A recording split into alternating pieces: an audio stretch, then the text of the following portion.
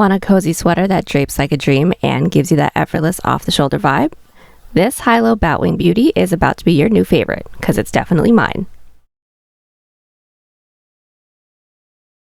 Hey guys, I'm T, maker of 600 plus crochet patterns and tutorials. Welcome to the channel.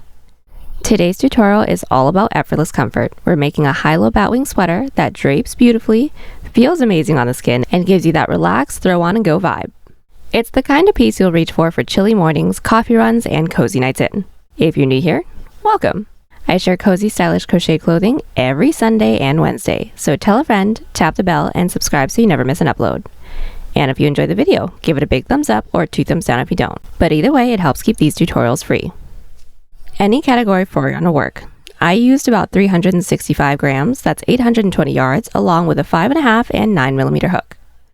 Pattern link below, use code TCDDIY for a discount on orders over $9.99. Stay to the end for this week's pattern giveaway. Now we're keeping it simple with all basic stitches and extended half double crochet. They're all on screen now, and pause if you want to check them out. And if you're new to the extended half double, don't worry, we got you covered. This tutorial is written for a size small. You can adjust it for your size, and we explain how to in the video.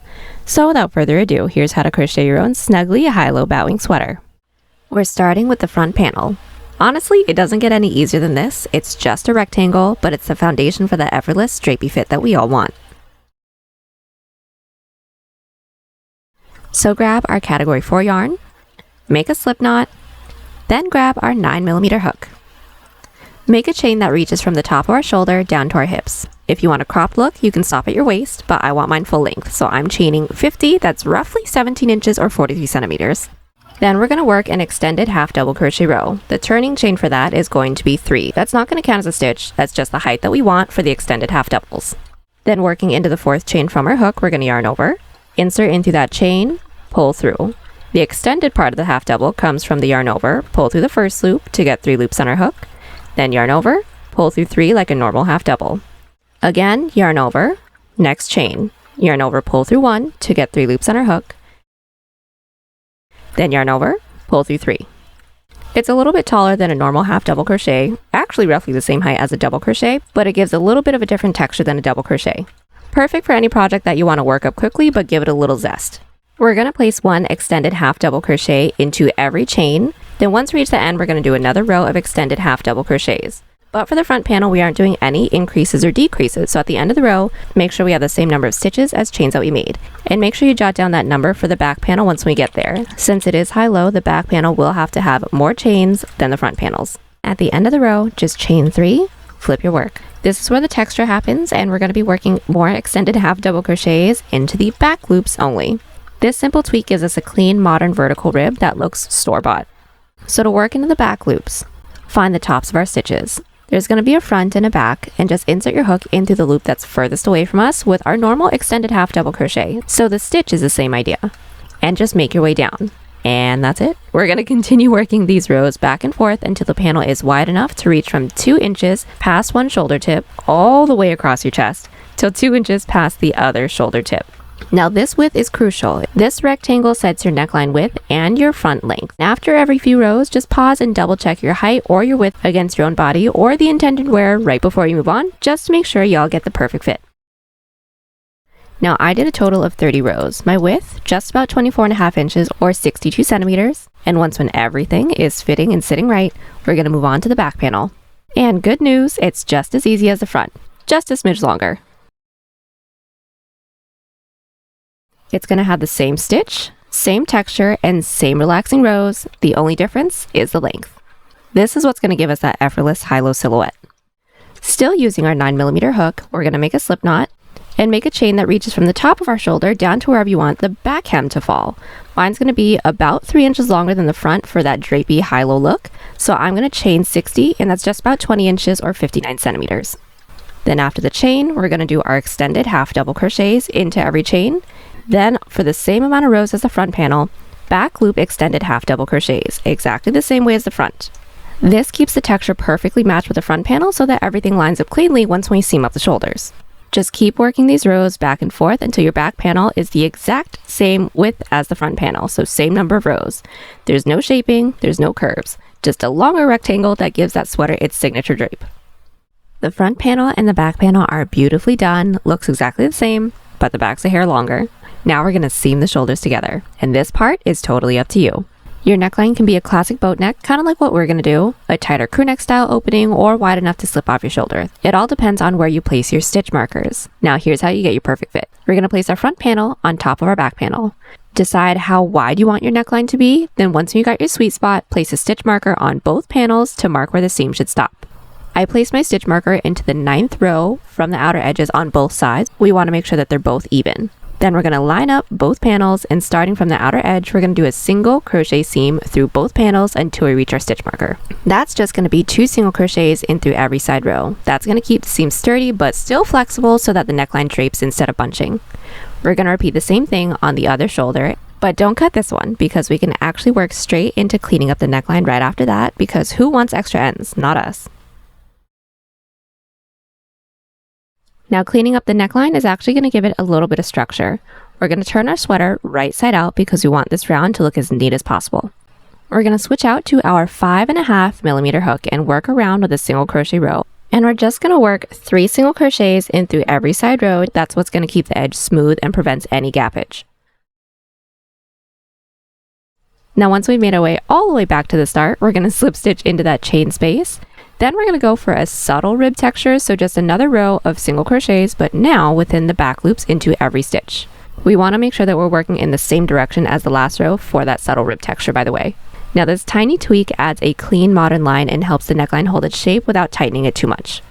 Then we're going to fasten off and weave in this end, and your neckline is officially done. We are now on to the batwing sleeve. This is where the sweater really comes to life. First, we're going to want to try our sweater on.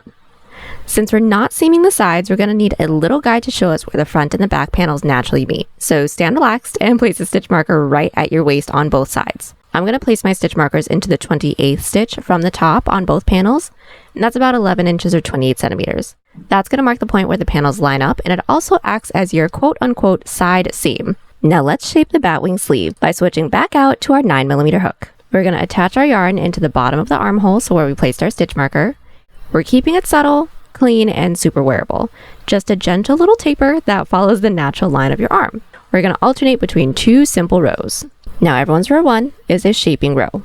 We're placing our invisible decreases at every quarter of the armhole. So we're still working our back loop extended half double crochets until we reach the first quarter point. Mine is just into this first stitch right here. We're going to do an invisible extended half double crochet decrease. Now how we do an invisible decrease is yarn over. We're going to place our hook into that first stitch's back loop, and then we're going to bring our hook back up the next stitch's back loop, so we will be technically working into 2 stitches. Then we're going to extended half double per usual. Then until we reach our next stitch marker, just 1 back loop extended half double crochet, and at that stitch marker, another invisible decrease. And we're going to repeat that all the way around. You'll end up with 4 decreases in this round, 1 at each quarter mark, and that's going to take away 4 stitches for these rows. This keeps the sleeve smooth and tapered without any harsh shaping lines.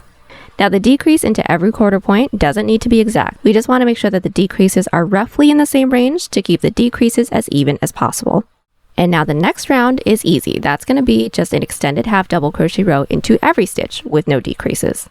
This is going to give the sleeve room to drape and keeps the taper soft. Now we're just going to repeat rows 1 and 2 back and forth until we reach our wrist. Now this alternating rhythm gives you that perfect batwing shape. Roomy at the top, gentle narrowing as you go. Once you're happy with the length, we are going to switch back to our smaller hook and finish with our cuff. Now I've just worked a total of 20 rows. This length just about 17 inches or 43 centimeters. Now it's time to add the cuff and cozy thumb hole. To begin this stretchy knit-like cuff, we're going to start by switching out to our smaller hook. Then we're going to single crochet, keeping the armhole the same width. We're going to do that by alternating 1 to 2 single crochet in through every stitch. Now I want to keep this the same width since it already fits nicely, then the slip stitch rows will cinch it just a smidge more. Then make a chain that reaches mid-palm. We got to keep room for the thumb holes. I'm going to do a chain 12. That's 3.5 inches or 9 centimeters. Then we're going to back bump slip stitch back down our chain. How we do that is flipping our chain over, finding those singular bumps along the back of our chain. After our turning chain, we're going to slip stitch into that second chain from our hook's back bump, yarn over, pull through everything. We're going to keep on with that back bump slip stitch, but making sure that we're not tugging through too tightly. Otherwise, the following row can be a little too tight to work into, all the way down our chain. Now we're working into the back bumps for this first row because we want to leave these 2 available stitches for our cuff when we seam it later. Now at the base, we're going to slip stitch it into that next available stitch into the base. Yarn over, pull through everything. Now none of the slip stitches into the base actually count as a stitch. We are going to need to work our way up to the next row as well, so slip stitch up that next stitch, flip our work, and put 1 back loop slip stitch into every stitch again. And that's going to be the rhythm for the cuff. Just 1 back loop slip stitch into every stitch, connecting it into the base the same way that we just did, until we worked our way all the way around. Now the result of this is a soft and stretchy knit-like cuff. Then we can implement our thumb hole, which is with an outside loop slip stitch seam. We're going to start by placing our stitch markers into the stitches that frame our thumb at the base. Now I'm just going to place my stitch marker into the 6th stitch from the outer edge, and I'm going to do my outside loop slip stitch seam until I reach my stitch marker. So into the first stitch, into the front panel, first stitch into the back, yarn over, pull through all 3 loops on our hook. And if we keep doing this until we reach our stitch marker, we're going to seam up our cuff, but also leave just a tiny eensy weensy little gap for our thumb. Perfect. When this is complete, we're going to be making a second sleeve, second cuff, exactly the same way that we just completed this one. Now that that is out of the way, we can get started on the bottom band. Now the bottom band is what gives the sweater its structure. It's pretty loosey-goosey and comfy now, but this helps balance out this batwing shape and really highlights that high-low silhouette. Now since we are keeping the side slit, the front and back bands are going to be worked separately directly onto each panel, but they are going to be done exactly the same. So this is going to be worked with our 5.5mm hook. We're going to lay our sweater down, right side up, and we're going to attach our hook into the bottom corner stitch of one of our panels. Doesn't matter which one, going to be done the same. We're going to start with a row of single crochets. It's 3 singles into every side row, exactly the same way that we clean the neckline. Now these 3 single crochets with our 5.5mm hook should give us roughly the same height that we have for each stitch. So when you lay it flat, it should still roughly be the same width. Then at the corner, we're going to chain the length that we want for our band to be. Now this bottom band is actually coincidentally going to be the same length as my cuff, which is 3.5 inches or 9 centimeters. So I'm going to start with chain 12. Now the bottom band is going to be worked with front post single crochets. We want it to match the cuff, but we don't want it to cinch like how the cuff does, but same look. So this first row is just going to be single crochets all the way back, just 1 into every chain.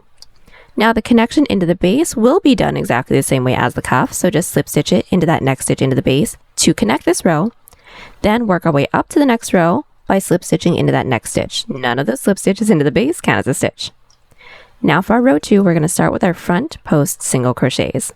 So underneath the body of that first single crochet, we're going to bring our hook underneath through the other side. Then we're going to single crochet per usual. This is going to give us that really nice rib. Again, underneath that next stitch, underneath the body through the other side, and single crochet. Now we're going to keep doing our front post single crochets until we reach the end of the row. We are going to have the same number of stitches as chains that we made, so for me 12. Now at the end of our rows, we are going to add 1 additional single crochet into the top of that last stitch, but it's not actually going to count as a stitch. We just want to clean up the edge. Now that our row 2 is done, our row 3 is more front post single crochets. So chain 1, flip our work. Then we're just going to work our front post back down, but we just want to make sure that we're not working into that edge stitch, because remember, we want the edge nice and crispy. So underneath the first post stitch from our last row, front post single, then make our way all the way back down. And that's going to be the rhythm for the bottom band, the front and the back. We're going to keep repeating these 2 rows until we run out of stitches. And once we have both of these done, that is it. We have 2 separate ribbed bands, 1 on the front, 1 on the back, leaving the sides open for that clean modern slit, and it matches the cuff, so everything ties in together. Once both bands are completed, your sweater is officially complete. The last thing we're going to have to do is simply weave in all of our ends. Now, I am obsessed with how this turned out, and I can't wait to see your versions. If you do make one, please post it to our community tab so we can all hype you up. Now, I would love to hear from you. What color would y'all make this in? Drop your answer in the comments down below so we can all get inspired. Now, enter this week's pattern giveaway for our cabled stitch off-the-shoulder sweater and our almond stitch headband by telling us if there's a cuisine or dish that you would love to try. I would like to indulge in more French cuisine. Now, if you love this tutorial, hit that like button and subscribe so you never miss a new pattern. We drop fresh content every Sunday and Wednesday. And for more behind the scenes sneak peeks and daily crochet inspiration, follow us on TikTok and Instagram at TCDDIY. And if you want extra perks, become a channel member. You'll unlock exclusive discounts like up to 50% off and fun BTS access. As always, y'all, thank you guys so much for watching. We so appreciate it. Happy hooking, happy new year. See y'all in the next one. Bye.